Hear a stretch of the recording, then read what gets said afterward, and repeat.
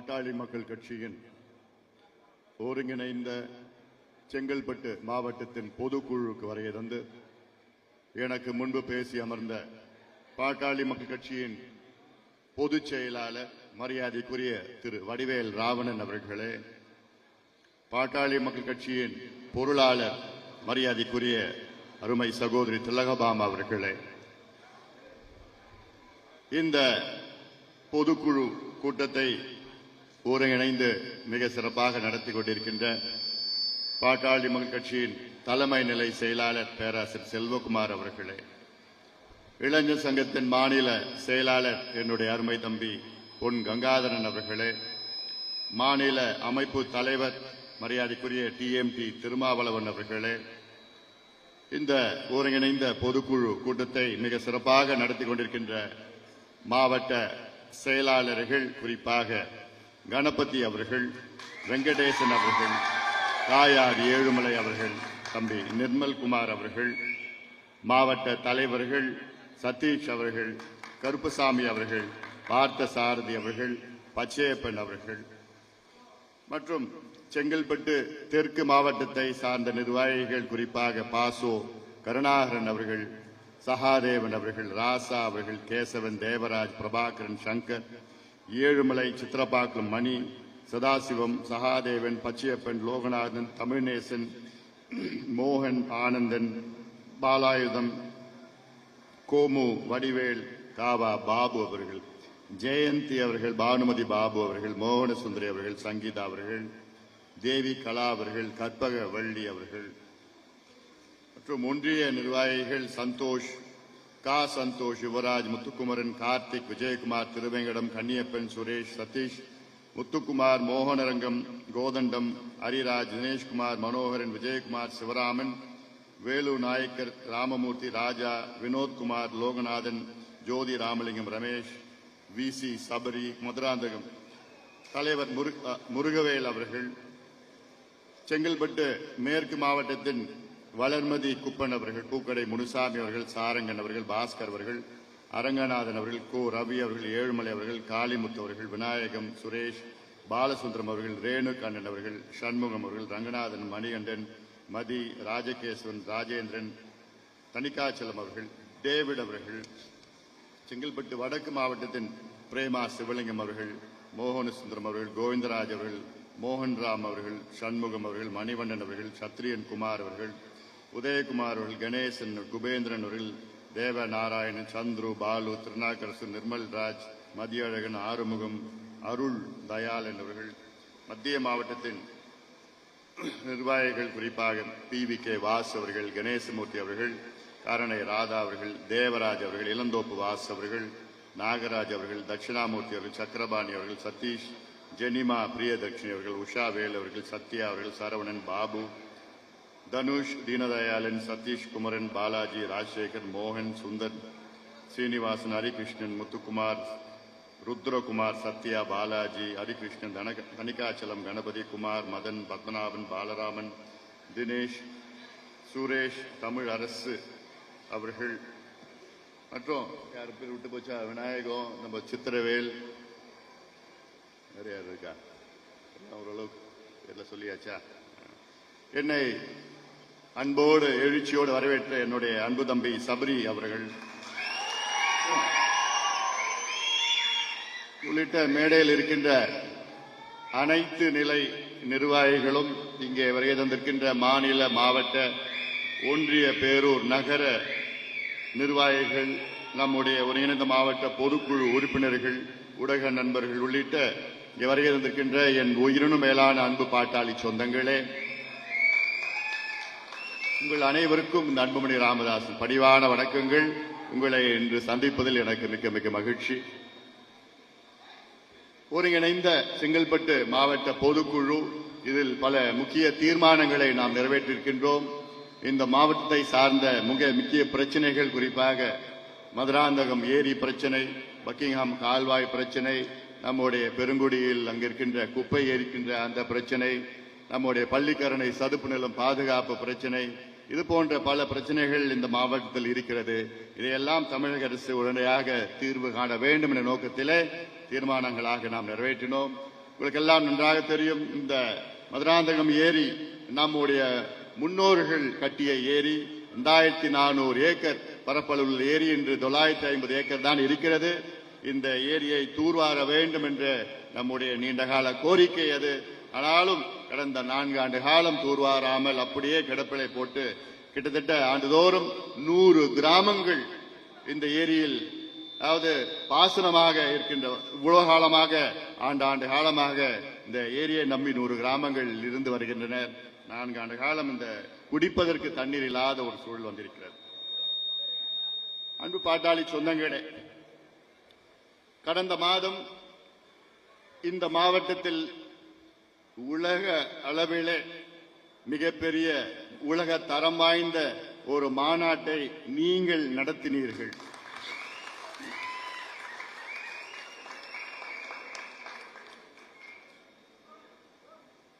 இதை உங்களை நான் வழி நடத்தினேன், அவ்வளவுதான். ஆனால் அனைத்து வேலைகளும் நீங்கள் தான் செய்தீர்கள். இன்று அந்த மாநாட்டை பற்றி இன்னும் தமிழ்நாடு மட்டுமில்ல, டெல்லியிலே பேசிக் கொண்டிருக்கின்றார்கள். அந்த அளவுக்கு மிகப்பெரிய அளவில் ஒரு மாநாட்டை நீங்கள் எல்லோரும் சேர்ந்து ஒற்றுமையாக நடத்தினீர்கள். உங்கள் அனைவருக்கும் என்னுடைய மனமார்ந்த வாழ்த்துக்கள், பாராட்டுக்களை இந்த நேரத்திலே நான் தெரிவிக்கின்றேன்.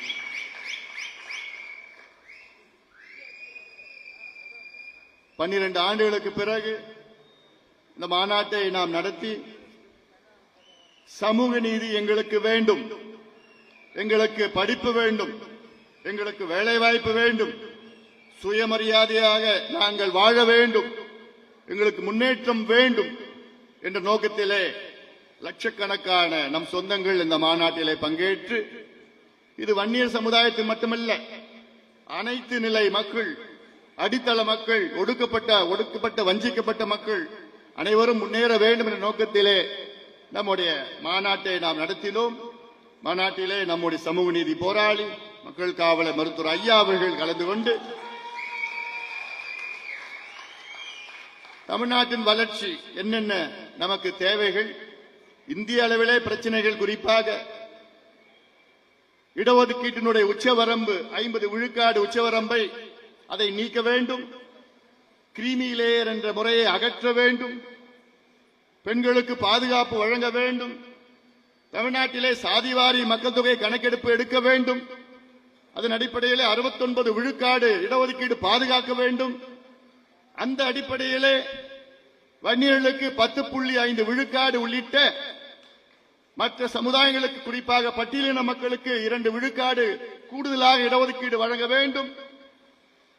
தமிழ்நாட்டில் அனைத்து சமுதாயங்கள் அவர்களுள் மக்கள் தொகை ஏற்ப, சமூக பின்தங்கிய நிலை ஏற்ப அனைவருக்கும் இடஒதுக்கீடு வழங்க வேண்டும், மதுவை ஒழிக்க வேண்டும், போதை பழக்கங்களை அழிக்க வேண்டும் என்ற நோக்கத்திலே இந்த மாநாட்டை நாங்கள் நடத்தினோம். மிக சிறந்த முறையில் நடத்தினோம்.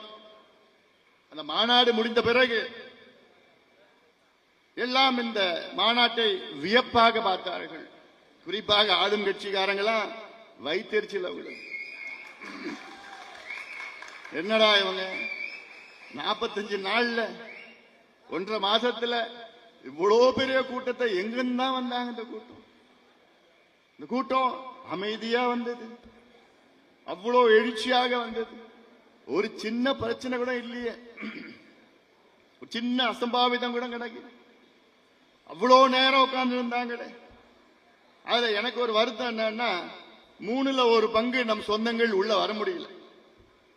செங்கல்பட்டு இங்க மதுராந்தகம் வரைக்கும் வண்டி நின்றுட்டு இருந்தது. அவ்வளோ பேர் அவ்வளோ ஆசை, அவ்வளோ ஆர்வமா வந்தாங்க. இவ்வளோ வந்தது யாருக்கும் தாங்கல, வைத்தெரிச்சல். அந்த வைத்தெரிச்சல்ல வந்த திருஷ்டின்னு நினைக்கிறேன்.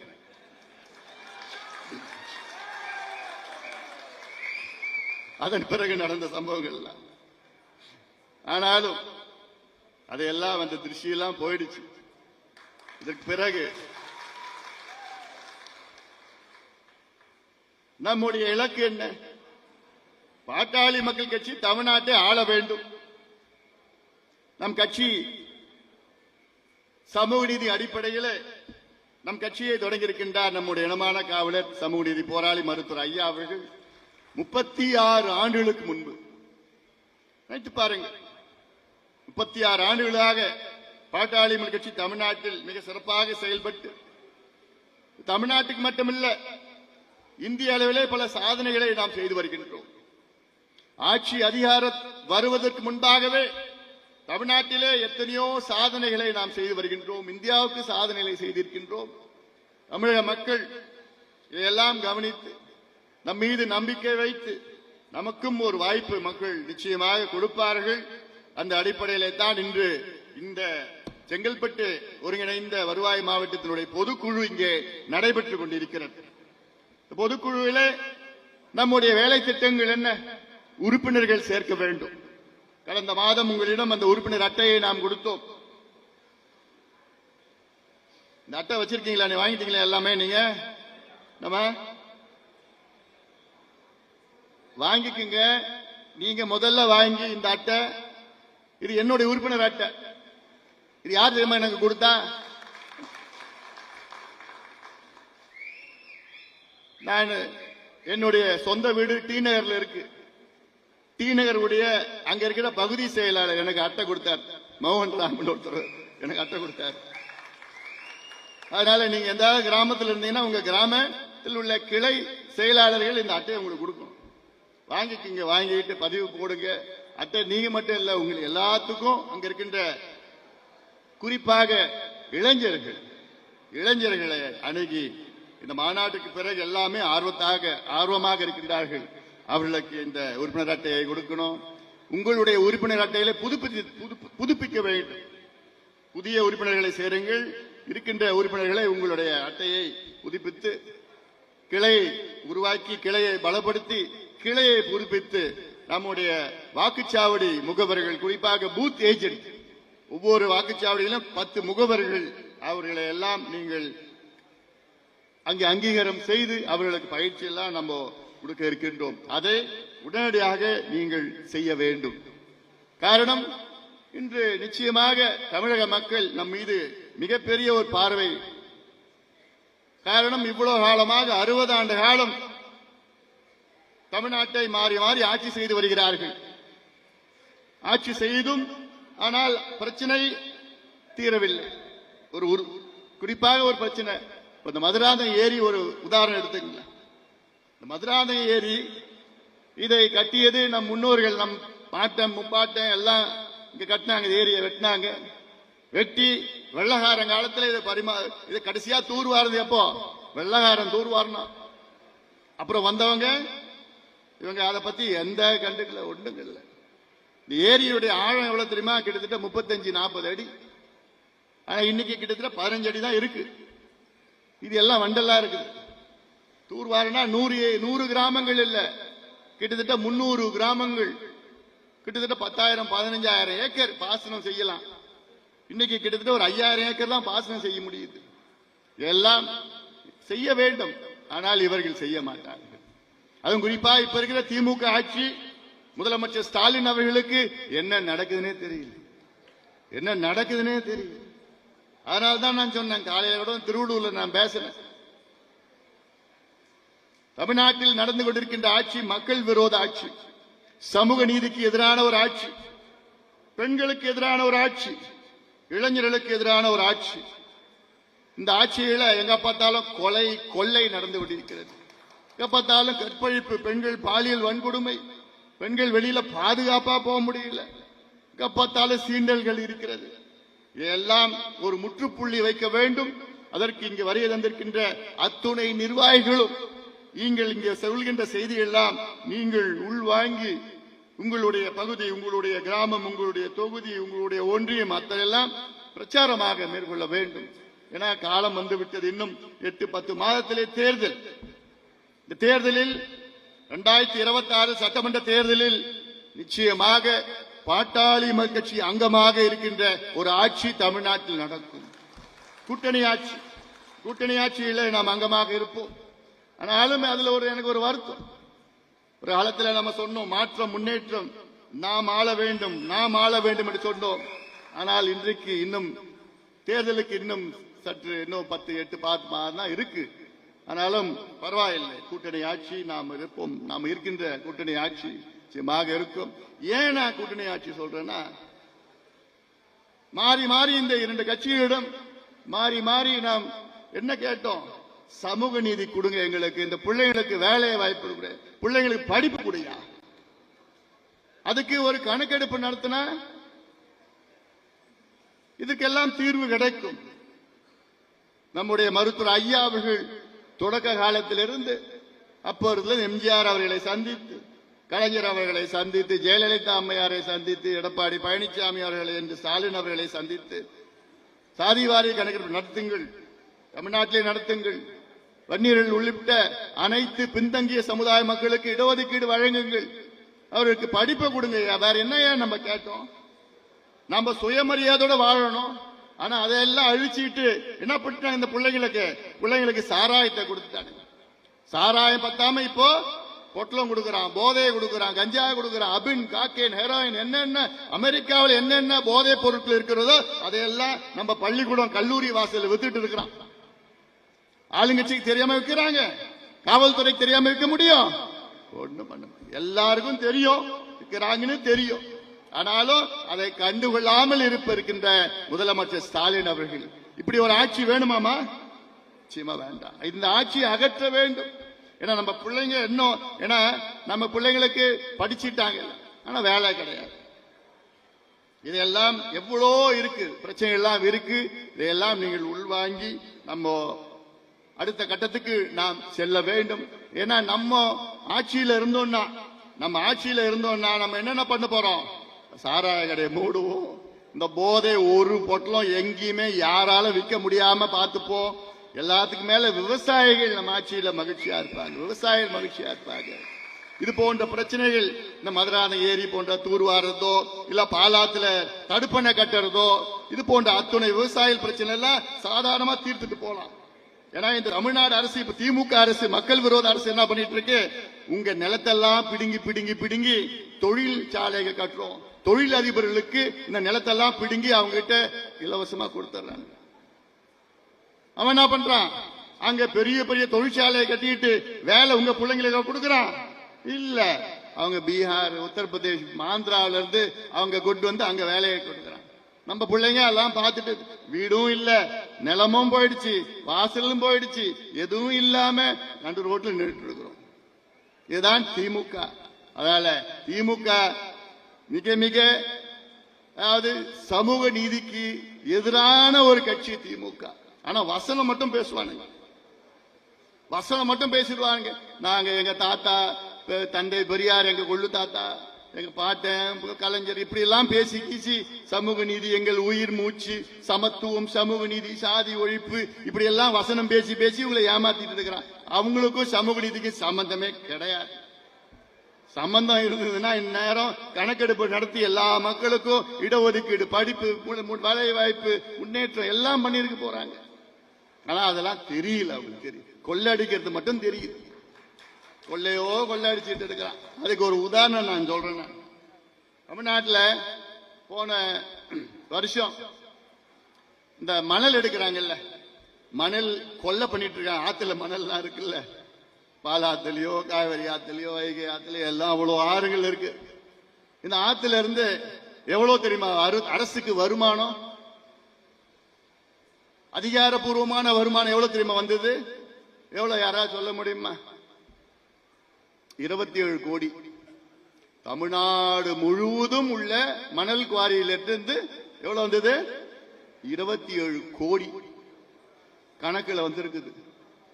அதாவது ஒரே ஒரு குவாரி, மணல் குவாரியில 4 நாள் இல்ல 5 நாள்ல வர பணம் எவ்வளவு? 27 கோடி. ஒரு குவாரியில 45 குவாரி தமிழ்நாட்டில் நடந்துட்டு இருக்குது. இதுல ஒரு வருஷம் முழுக்க எடுத்துட்டு இருக்கிறானுங்க. கணக்கு 27 கோடி வருதான் கணக்குல. போன வருஷம் வந்தாங்க, அமலாக்கத்துறை வந்து ரேடு விட்டான். ரேட்ல பார்த்தா அதுல மொத்தமா ஒரு 10 குவாரியில 4800 கோடி கொள்ளடிச்சு வச்சிருக்கான். 4800 கோடிக்கு. அது வந்து சும்மா மேலோட்டமா இப்படி கொள்ளையோ கொள்ளடிச்சுக்கிட்டு மக்களை ஏமாத்திக்கிட்டு மக்களை பிச்சைக்காரன அடிமையாக 1000 ரூபாய் கொடுத்தாங்கன்னா அவ்வளவுதான், முடிஞ்சு போச்சா? எல்லாம் நாங்க பெண்களுக்கு உதவி கொடுக்கிறோம், 1000 ரூபாய் என்ன வச்சு எவ்வளவு நாளும் அந்த 1000 ரூபாய் இந்த கையில வாங்கி இந்த கையில எங்க போகுது?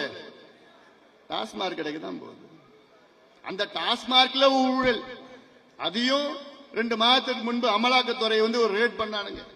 அதுல பார்த்தா 1000 கோடி ரூபாய். அது மேலோட்டமா கீறினாங்க. 1000 கோடி கண்டுபிடிச்சான். உள்ள நோண்டாங்கன்னா 40,000 50,000 கோடி கொள்ளடிச்சு இதெல்லாம் தேர்தல் நேரத்தில் உங்களுக்கு பணம் கொடுப்பான், காசு கொடுப்பான், எல்லாம் பண்ணிட்டு இருக்க போறாருங்க. அதனால இதெல்லாம் நீங்கள் சிந்தித்து இதெல்லாம் உள்வாங்கி செய்திகள்லாம் நம்ம போனோம். நமக்கு மிக முக்கியமானது சமூக நீதி. அதற்காகத்தான் வருகின்ற ஜூலை மாதம் 25ஆம் தேதி நம்முடைய மருத்துவர் ஐயா அவர்கள் பிறந்த நாள் அன்று, பசுமை தாயகம் நாள் அன்று நான் ஒரு நடைபயணம் மேற்கொள்ள இருக்கின்றேன். தமிழக மக்களின் உரிமை மீட்பு பயணம். தமிழக மக்களின் உரிமை மீட்பு பயணம். இப்போ அரசியல் சாசனம்னா என்ன? நம்முடைய கான்ஸ்டிடியூஷன். நம்முடைய அரசியல் சாசனத்துல அதுல நமக்கு மக்களுக்கு எவ்வளவு உரிமைகள் கொடுத்திருக்கு. நம்மளுடைய அரசியல் சாசனம் நமக்கு எத்தனையோ உரிமைகள். என்ன உரிமைகள்? அரசு நமக்கு தரமான கல்வி, இலவச கல்வி கொடுக்கணும். நம்ம உரிமை அது. அரசு கொடுப்பது அவருடைய கடமை. நமக்கு நல்ல மருத்துவம் தரமா கொடுக்கணும். விவசாயிகள் நாங்க நல்ல விவசாயம் செய்யணும்னு விவசாயிகளுடைய உரிமை அது. நல்ல காத்து, நல்ல நீர், நல்ல நிலம், மாசுபடாத நிலம் நமக்கு இருப்பது நம்முடைய உரிமை.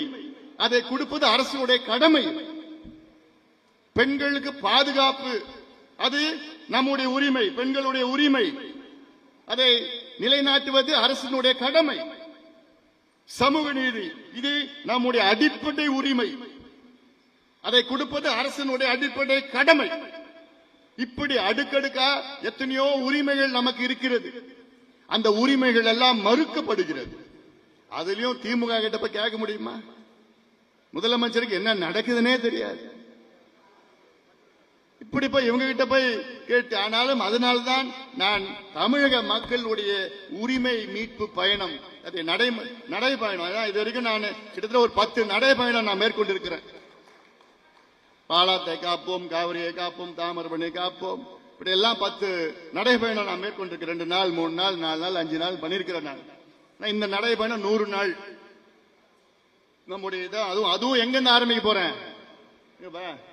திருப்போரூர், இந்த மாவட்டத்தில், செங்கல்பட்டு மாவட்டத்தில் திருப்போரூர் நம்ம முருகனை பார்த்துட்டு அது நடைபயணம் மேற்கொள்ள இருக்கிறேன். நான் எல்லாம் தமிழ்நாடு முழுவதும் நான் போறேன். கன்னியாகுமரி, இந்த பக்கம் அந்த பக்கம், மேற்கு தெற்கு எல்லாம் போட்டு இதுதான். அதாவது இதுல 10 கோரிக்கைகள் வைத்து என்னுடைய நடைபயணம். 10 கோரிக்கைகள் அந்த 10 உரிமைகள். அதுல பார்த்தா சமூக நீதிக்கான உரிமை, ரைட் டு சோசியல் ஜஸ்டிஸ். சமூக நீதிக்கான உரிமைனா என்ன? நம்ம சுயமரியாதையுடன் வாழ வேண்டும். சுயமரியாதை எப்படி வாழலாம்? நம்ம பிள்ளைங்களுக்கு படிப்பு கிடைக்கணும், படிச்ச பிள்ளைங்களுக்கு வேலை கிடைக்கணும். வேலை கிடைச்சதுன்னா நீங்க போறது, இங்க கொடுக்குறது 1000 ரூபாய் 2000 ரூபாய் எதுவும் வேணாயா. சுயமரியாதை நாங்க வாழணும். ஐயா, உங்ககிட்ட கையேந்த எங்களுக்கு தேவையில்லை, அவசியம் இல்லை. அரசியல் சாசனத்தை எங்களுக்கு உரிமைகள் கொடுத்திருக்கிறாங்க. அந்த உரிமைகளை நீங்க கொடுத்தா போதும். அது கடமை. அதாவது அடுத்தது வன்முறை இல்லா வாழ்வுக்கான மகளிர் உரிமை. Women's right to live free from violence. அதாவது பெண்கள் இன்னைக்கு ராத்திரில இல்ல, சாயங்காலம் வெளியில போக முடியல. சாயங்காலம் எங்கேயாவது பெண்கள் தனியா போக முடியுதா? எங்கேயாவது அங்க போனா ஒருத்தன் விசில் அடிக்கிறான், இன்னொருத்தன் பிடிச்சி கை பிடிக்கிறான், பிடிச்சிட்டு இது பண்றான், போதையை பண்ணிட்டு இருக்கிறான். அண்ணா யூனிவர்சிட்டியில படிக்கிற பெண்களுக்கு பாதுகாப்பே இல்லை. சென்னையில அண்ணா யூனிவர்சிட்டி பெண்களுக்கு பாதுகாப்பு இல்லை. இங்க கிராமத்துல மதுராந்தகம் பெண்களுக்கு பாதுகாப்பு இருக்குமா? இல்ல. அந்த பாதுகாப்பு கொடுப்பது யாருடைய கடமை? அரசினுடைய கடமை. இப்படிதான் பல உரிமைகளை, ஏன்னா உங்களுக்கு தெரியல, அதை தெரியப்படுத்துவதுதான் நான் ஊரா போய் கிராம போய் உங்களை சந்தித்து இந்த உரிமைகளை வாங்க, நம்ம உரிமையை மீட்டெடுப்போம், என் பின்னால் எல்லோரும் வாருங்கள், தமிழக மக்களே வாருங்கள் என்று இந்த நடைபயணத்தை மேற்கொள்ள இருக்கின்றேன். அடுத்தது வேலைக்கான உரிமை, ரைட் டு எம்ப்ளாய்மெண்ட். எனக்கு வேலை கொடுப்பது யாரு? அரசு எனக்கு வேலை கொடுப்பது அவருடைய அரசோட கடமை. ஆனா இந்த தமிழ்நாடு அரசு என்ன பண்ணுச்சு? திமுக அரசு என்ன பண்ணாங்க? தேர்தலுக்கு முன்பு என்ன சொன்னாங்க? நாங்கள் ஆட்சிக்கு வந்தவுடன் 3.5 லட்சம் புதிய அரசு வேலைகளை உருவாக்குவோம், இருக்கின்ற 3 லட்சம் அரசு வேலைகளை இருக்கின்ற வேலை காலியிடங்களை நிரப்புவோம். பண்ணாங்களா? 6.5 லட்சம் வேலை இன்னைக்கு காலி அப்படியே இருக்கு. ஆனா அரசாங்கம் திமுக அரசு அதை பத்தி கண்டுக்கல. அடுத்தது விவசாயம் மற்றும் உணவுக்கான உரிமை, right to farming and right to food. விவசாயத்திற்கான உரிமை, எல்லா விவசாயிகள் உரிமை. என்ன உரிமை? எனக்கு நீர் பாச திட்டங்களை நிறைவேற்றுங்க. விவசாயம் செய்யறதுக்கு என் ஏரிய தூர் வாருங்க. விவசாயம் செய்யறதுக்கு இந்த தடுப்பணையை கட்டுங்க. ஆத்துல தடுப்பணை கட்டுங்க. மழை காலத்துல தண்ணி போகுது, அப்படியே தலை அடிச்சுட்டு போகுது. அதுக்கப்புறம் என்னால விவசாயம் பண்ண முடியல. அது மட்டுமல்ல, என்னுடைய விளை பொருட்களுக்கு நீங்கள் விலை நிர்ணயம் செய்யுங்கள். மினிமம் சப்போர்ட் பிரைஸ், குறைந்தபட்ச விலை, அதை நிர்ணயம் செய்ய வேண்டும். என்னுடைய உழைப்புக்கு அதற்கு ஏற்ப அங்கீகாரம் எனக்கு கிடைக்க வேண்டும், ஒரு விவசாயிக்கும் கிடைக்க வேண்டும். அது என்னுடைய உரிமை. ஆனா தமிழக அரசு கிட்ட போய் கேட்டா ஸ்டாலின் என்ன சொல்லுவாரு? அதெல்லாம் எனக்கு தெரியாதுப்பா, அதெல்லாம் எனக்கு தெரியாது. அதே போன்று ரைட் டு ஃபுட், அனைவருக்கும் தரமான உணவு, அதை நீங்கள் உண்ண வேண்டும், அது அரசுடைய கடமை. இதெல்லாம் எத்தனையோ உரிமைகள் உங்களுக்கு இருக்கு. அதற்கு பிறகு வளர்ச்சிக்கான உரிமை. அடுத்தது ரைட் டு டெவலப்மெண்ட், எல்லாருக்கும் வளர்ச்சி, அனைவருக்கும் வளர்ச்சி, அனைவருக்கும் உரிமை, அனைவருக்கும் உரிமை, அனைவருக்கும் வளர்ச்சி. நம்முடைய கோஷம் வளர்ச்சி. எல்லாருக்கும் வளர்ச்சி வேண்டும். எவ்வளவு காலமா இந்த குடிசையில வாழ்ந்துட்டு இருப்போம், கோமணம் கட்டி ஆடு மாடு மேய்ச்சிட்டு இருப்போம்.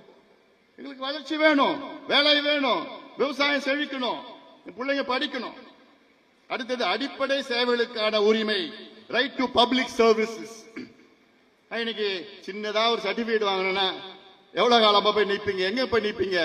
ஒன்னு தாசில்தார் ஆபீஸ்ல, கரண்ட் ஆபீஸ்ல நிக்கணும், இபில நிக்கணும். ஒரு வீடு கட்டணும்னா அங்க போய் நிக்கணும், இதுக்கு பர்மிஷன் வாங்கணும். அவங்ககிட்ட முதல்ல கீழே இருந்து போவோம், அப்புறம் அடுத்தது இவங்ககிட்ட காசு கொடுக்கணும், அடுத்தது காசு கொடுத்து முடிஞ்சு போச்சு. ஆனா நம்ம ஆட்சியில இதெல்லாம் எதுவுமே தேவையில்லை. ஆன்லைன்ல அப்ளை பண்ணா போதும், தானா சர்டிபிகேட் உங்க வீட்டுக்கு வந்துடும். இன்னும் எவ்வளோ இருக்கு இதெல்லாம். இந்த உரிமைகள் நம்முடைய உரிமைகள் எல்லாம். அதே போன்று கல்வி நலவாழ்வுக்கான உரிமை, right to health, right to education. எனக்கு இலவசமா தரமான கட்டணமில்லா சுமையில்லாத கல்வி வழங்குவது அரசாங்கத்துடைய கடமை. அது பெறுவது என்னுடைய உரிமை. அதே போன்று எனக்கு நல்ல தரமான மருத்துவம் கொடுப்பது அரசாங்கத்துடைய கடமை, பெறுவதற்கு என்னுடைய உரிமை. நம்ம என்ன கேட்ட தீர்மானத்துல மதுராந்தக மருத்துவமனையை மேம்படுத்துங்க தீர்மானத்துல போட்டோம். உள்ள போய் பார்த்தா அவ்வளவுதான், ஒண்ணுமே கிடையாது. ஒண்ணுமே அடிப்படை வசதி கூட கிடையாது.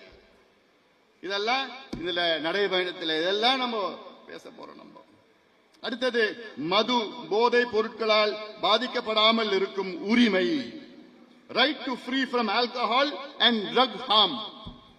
மதுவும் ஒரு பக்கம், போதை பொருட்கள் ஒரு பக்கம், சரளமா வித்துட்டு இருக்கிறார்.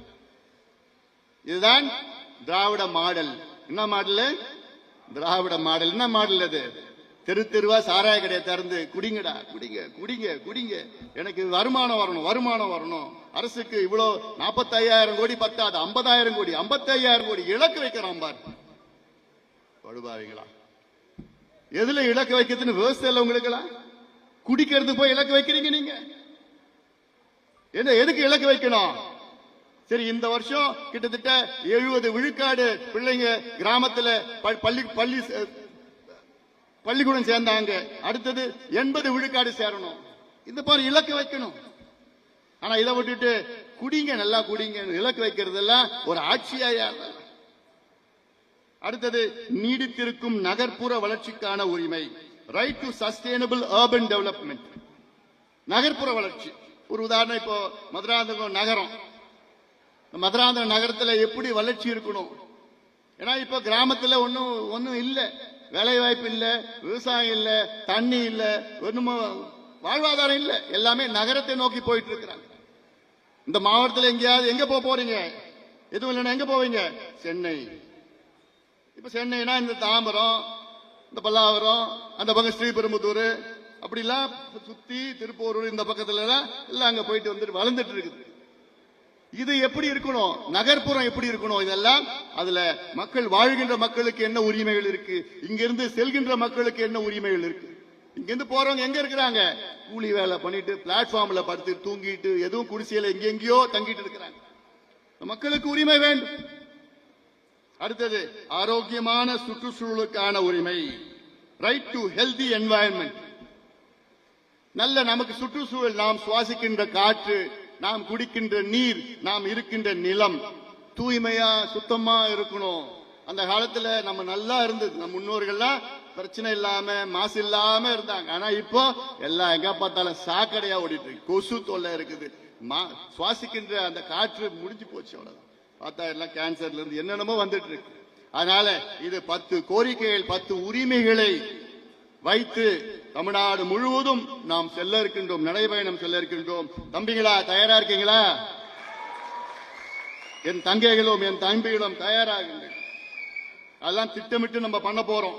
திட்டமிட்டு இந்த மாநாட்டை நடத்தணும். இல்ல 1.5 மாதத்துல உலகம் பேசுகின்ற மாநாட்டை நடத்தணும். அதே போன்று நடைபயணம் மிகப்பெரிய அளவில் நாம் திட்டமிட்டு என்னென்ன செய்யணும், எப்படி செய்யணும், அதெல்லாம் வித்தியாசம் வேற லெவல்ல, எப்படி வேற லெவல்ல பண்ணுவோம்.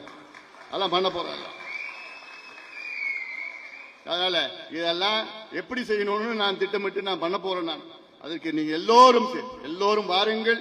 வந்து நம்ம இதெல்லாம் கலந்துகிட்டு நம்ம மிகப்பெரிய அளவில் மக்களை நோக்கி, கிராமங்களை நோக்கி, நகரங்களை நோக்கி, மக்களை நோக்கி நாம் செல்ல இருக்கின்றோம். அதற்கு தயார் நிலையில் தயாராக இருங்கள். நமக்கு நிறைய வேலை திட்டங்கள் எல்லாம் இருக்கிறது. அதுக்கு இடையில கொஞ்சம் போராட்டம்லாம் இருக்கும். அங்கங்க கொஞ்சம் போராட்டம், சாதிவாரி கணக்கெடுப்பு போராட்டம், இது போராட்டம், அதெல்லாம் கொஞ்சம் நடுவில் நடத்த போறோம். அதெல்லாம் அதையும் நீங்கள் நல்ல விதமாக நடத்த வேண்டும் என இந்த நேரத்தில் உங்களை எல்லோரும் கேட்டுக்கொண்டு, இந்த பொதுக்குழு மிக சிறப்பாக நடத்தி கொண்டிருக்கின்ற அனைத்து நிலை நிர்வாகிகள், ஏன்னா மாவட்ட செயலாளர் பேர் மட்டும் சொன்னா மற்றவங்க எல்லாம் கோச்சிப்பாங்க. அது இன்னொன்னு, எல்லாருக்கும் வாய்ப்பு கொடுக்க முடியல பேசுறதுக்கு. அதெல்லாம் நீங்க மனசுல வச்சுக்க வேண்டாம். ஏன்னா இது இன்னும் அடுத்தது வேற இன்னும் போனோம். இன்னும் அடுத்த திட்டங்கள்லாம் நிறைய இருக்கு. நாங்க போனோம்.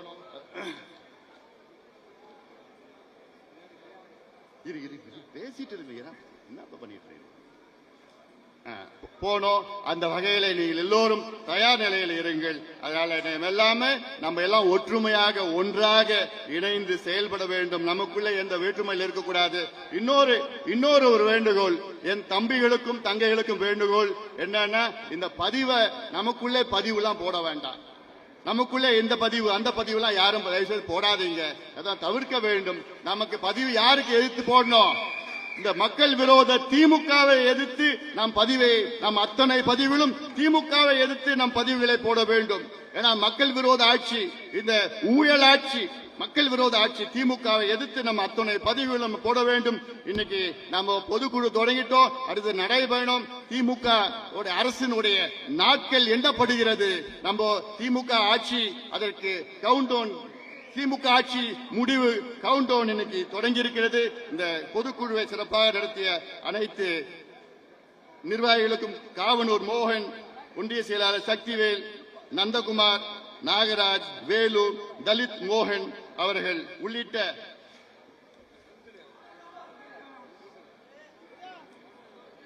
டிஎன்டி தினேஷ் குகன் அவர்கள், ஒன்றிய செயலாளர் திருக்கழிகுன்றம் வடக்கொன்றியம், செங்கல்பட்டு தெற்குமாடு, இதெல்லாம் எல்லாருக்கும் என்னுடைய வாழ்த்துக்கள், பாராட்டுக்களை தெரிவித்து நன்றியோடு இருப்பேன்.